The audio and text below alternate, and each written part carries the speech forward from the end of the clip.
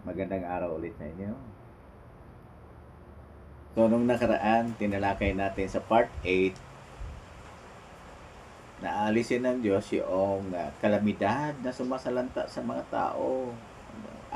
Ayaw niya talaga at ipinagita yan sa gitan ng pagbibigay ng kapangyarihan ng ating Panginoon na alisin ang lahat ng mga kalamidad kaya ng bagyo, sobrang ulan, lindol, at marami pa na sumasalanta sa tao. Tinalakay ko yan sa part 8. Ngayon sa part 9 na tayo. Nasa part 9 na. So, ano ang tatalakayin sa part 9? Nandito pa rin tayo, naka-base pa rin tayo doon sa inihula ng Biblia sa Apocalypse 21:4. Diba? Napaganda pangako kaya yan. Na kapag ulit-ulitin yung pagbasa yan, pinasulat ng Diyos yan, iyan yung gusto niya na mangyari talaga sa inarap. Ulitin natin basahin ulit. Ganda kayo basahin kahit na nabasa na natin ito. Ganito ang sinabi ng Apocalypse 21:4. At papahirin niya ang bawat luha sa mga mata nila at mawawala na ang kamatayan, pati ang pagdadalamati at ang pag-iyak at ang kirot. Ang dating mga bagay ay lumipas na.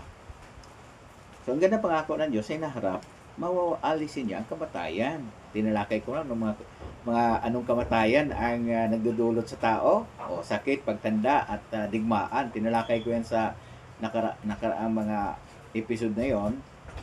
At tinalakay din natin na ang pag-iyak na naging dahilan pag-iyak ng tao. No? Iyak dahil sa kahirapan, iyak dahil sa walang hanap buhay, iyak dahil sa walang sariling bahay, walang sariling lupa. Hirap noon. At yan din ang iyak dahil sa kawalang katarungan. Andun din ang pag-iyak, dala ng paniniil ng mga tiwaling gobyerno. Bagaman sinasabing magpasakop ang mga tao sa otoridad o sa gobyerno, bayad ng buwis, sundin ang mga batas na hindi salungat sa batas ng Diyos. Pero yung paniniil hindi pa rin naiwasan kasi naharap talaga, aalisin ng Diyos yon, yung mga gobyernong iyon.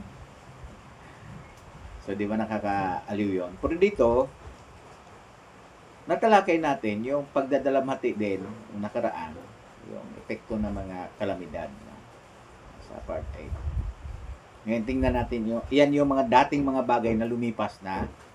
Magiging bahagi na lang yan sa nakalipas. Siguro kapag nandun ka na sa panahong iyon, na yung kaharian ng Diyos na hiniling natin na sa Lord's Prayer, dumating nawa ang kaharian mo, gobyerno yon ng Diyos, si Jesus ang itinalaga doon, maging hari, pamamahalaan niya sa lupa, tinalakay ko na rin yan, na ang gobyerno ng Diyos ay mamamahala sa buong lupa.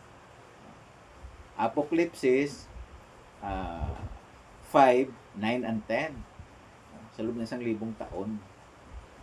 Kaya, pamamahalaan niya. Sa ilalim ng pamamahala na pag dumating yung kaharian ng Diyos, yung mga napakasamang kalagayan ngayon sa mundo natin na pansamantalang pinahintulutan lang ng Diyos na mangyayari ito sa ilalim ng pamamahala ng tao kasi natalakay ko na rin noon na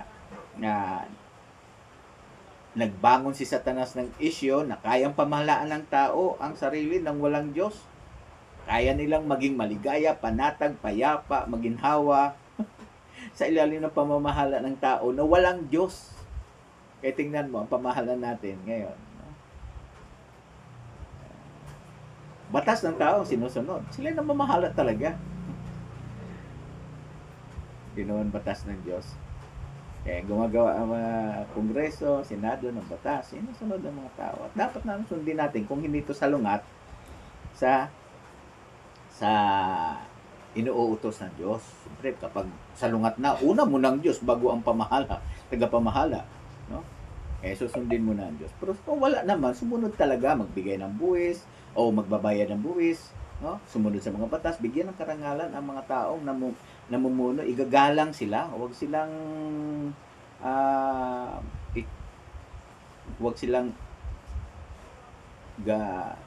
hindi igagalang. Dapat igalang sila, no? Ang mga namumuno. So yan yun tinalakay na ang dating mga bagay lumipas na. Mawawala na ang lahat ng iyon. Kaya sa ilalim ng pamamahala natin ng Jesus, mangyari yan. Kaya yan dahilan kung bakit hinihiling na dumating nawa yung kaharian mo. Kasi sa panahong iyon, ito yon, maging dati na lang ang mga kalagayan na masamang kalagayan na naranasan natin. O ano feeling nyo ngayon? Diba nakaginawa sa puso yon? At bakit ulit pinasulat ng Diyos? O pinatibay tayo ng Apostol Pablo sa Roma 15:4. Lahat ng bagay na isinulat noon, mula Genesis, Apokalipsis, pinasulat para matuto tayo. Di ba natuto tayo sa pasimula, nilikha ng Diyos sina Adan at Eva. Una si Adan, nilagay siya sa Garden ng Eden. Ayon sa chapter 2 ng Genesis, verse 15, para sa kahin at alagaan. Kaya talaga siya may buhay na balanggan kasi alagaan niya sa kahin, ang buong lupa. Siyempre kasama yung magiging supreme niya. Kasi sabi ng iba, ang kasalanan na Adan at Eva, sila yung nagtatalik. Pero hindi. Sa Genesis 1:28, pati una nang sinabi sa atin ng Biblia, sa pagpapasulat sa Biblia, na sabi na Diyos, magpalakin kayo, magpakarami. Talagang maggawin nila yon para sila magkaanak. Mali yung pananaw ng iba eh. Talagang magkakaanak sila at supilin ang lupa. Ibig sabihin, palawakin yung paraiso. Yun yung pinasulat ng Diyos nung una, di ba? Alam na natin, nakakalungkot lang. Pinasulat din ng Diyos ang dahilan kung bakit nagkaganito ang mundo. Ganito na yung nagisnan natin. Ayon sa Genesis 2:15 kasi nilagay sa paraiso si Adan na nakungli. Nilikha din si Eva, sabitan ng tadyang ni Adan, kinuha ng Diyos ang isa sa mga tadyang, pinatulog siya, ginawang babae. Pero nung sa 16 and 17 sa chapter 2, nakakalungkot yun. Bakit? Kasi, sinabi ng Diyos, inilagay ng Diyos talaga. May iba namang sinasabi, sinisisi pa ang Diyos eh. Ba't kasi lagay ang Diyos ng lagay pa doon ng puno na makikilala na masama at mabuti. Mabuti at masama. O, bakit yan ligay? Ang totoo niyan, gusto niya lang alamin kung ang mga perpektong taong ito na kalilikha lang niya ay igagalang siya, mahalin siya, susundin siya. Yun naman talagang purpose noon. Kasi wala pa eh. Paano malaman ng Diyos? Kaya inilagay niya. Hindi naman maraming puno, isa nga lang eh. Sabi nga ni Eva nung susutoksohin ni Satanas eh, yung espiritong na nasa likuran ng ahas, di naman nagsalita ang ahas eh.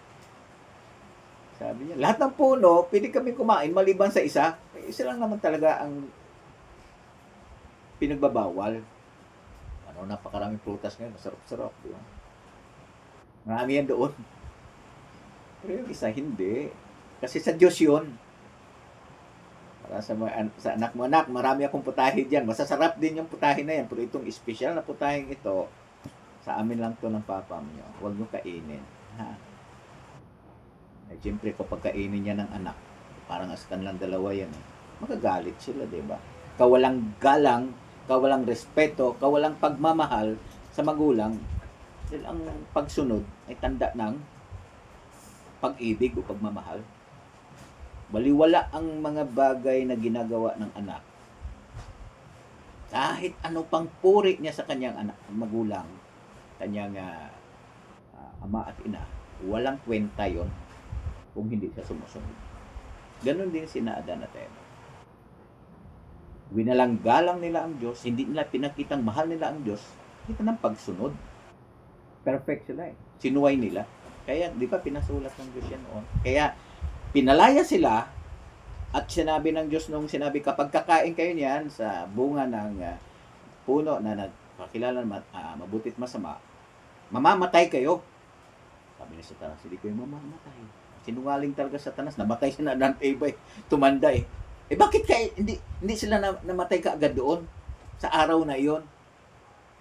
Kasi nung banggitin ng Diyos yun, sa pangmalas niya, yung araw sa kanya. natin, pag-aral ng Biblia, di ba, ang isang araw sa Diyos ay 1,000 taon sa atin. Oh, namatay ba si Adan at Eva sa araw na iyon, ayon sa pangmalas ng Diyos? 930 o 50 si years old na siya. Hindi mo abot ng 1,000. Nasa loob ng isang araw sa paningin ng Diyos, namatay sila, tumanda. Bakit kailangan pang patandain sila? Buti na lang pinatanda ng Diyos. Bakit? Matutuwa ka nga eh. Hindi nyo ako marinig ngayon. At hindi rin kayo makakaparinig. Bakit? Wala tayo lahat. Kung pinatay si Adan at Eva, doon tayo galing lahat eh. Kung hindi niya ito pinatanda, no? Pinalipas ang panahon, hanggang sa tumanda, kasi nagkaanak sila eh. Maraming supling eh. No? Sila na pinalayas na sa paraiso. Kaya nung pagising natin, di na paraiso eh. Samantalang noon, eh, kung naging tapat sila sa Diyos, di sana tayo nagkakasakit, tayo tumatanda, perfecto tayo, nasa paraiso tayo, at nakita natin maraming mga hayop na mga wild na maamo noon, tamed. No? Mga leon, tigre, uso, marami pa. Maraming mga hayop na wild ngayon. Ang cobra, laruan na lang yan ng mga bata. Noon eh, hawak-hawak yung cobra, nanay, kita ang cobra, hawak-hawak. Pero hindi man nanunuklaw. O, nasa Biblia yan. May mag-react dyan. 11, 6 to 9. Basahin yan sa Isaias. Igagawin ulit ng Diyos yan. At noon, kung hindi ka nagkasala, baka yun ay laruan lang yung mga dukutin doon sa lungga ng ahas, palabasin, no? Pupulupot sa kanya, at tuwa pa siya, hawak-hawak yung cobra. Oo. Di ba? O kung hindi sila nagkasala, nagising na tayo, nasa labas na tayong paraiso, at idinanas na natin yung epekto ng pagsuway ni Adan at Eva. Kakasikip, tumatanda, no? Mamatay, at ang kalagayan ng daigdig napakasama, ang pamamahala napakasama, na gaya na sinabi ng Ecclesiastes 8:9, naranasan natin na ang tao na mamahala sa kanyang kapwa-tao sa ikapipinsala.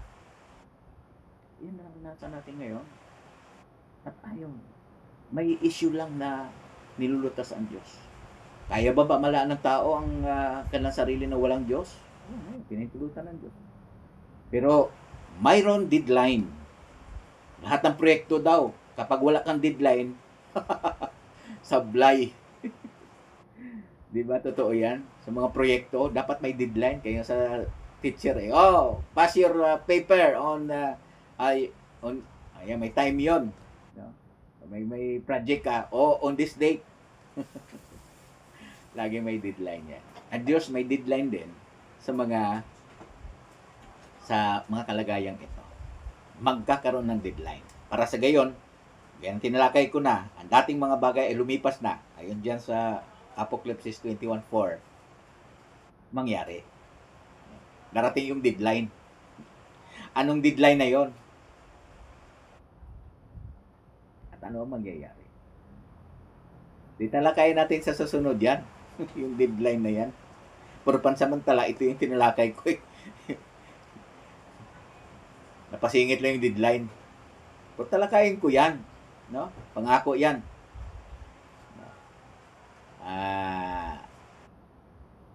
Sa susunod na part. Pero sa ngayon, nakita natin, pangako ng Diyos yan, magiging ang dating mga bagay na kasalukuyan nangyayari sa atin ngayon, maging bahagi na lang sa nakalipas. Bakit ulit? Baka sabihin niyo, pabalik-balik ka naman. Mahal ng Diyos ang mga tao.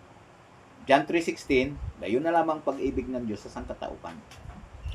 Kaysa tinalakay ko na nga yan, sa inaharap talagang gawin ng Diyos ang mga bagay na talagang gusto niya para sa mga tao. Dahil mahal niya ang mga tao. Nasasaktan siya kapag nakita tayong naghihirap lahat. At sa kasulukuyang kalagayan ngayon, hirap na hirap ang damdamin ng Diyos. Muli, maraming salamat sa inyo pagkikinig, panonood. Naway nasiyahan kayo, natutuhan kayo sa mga bagay na ating nirepaso. Pinopost ko ito sa FB, sa Facebook, at doon umabot ng 1.3 ang mga nanonood nung first part. Hindi ko pa natingnan yun to kasi naggagawa ako sa ngayon. At ito rin, pinopost ko rin sa YouTube. Para naman to sa mga mahilig sa YouTube, ayaw ng Facebook.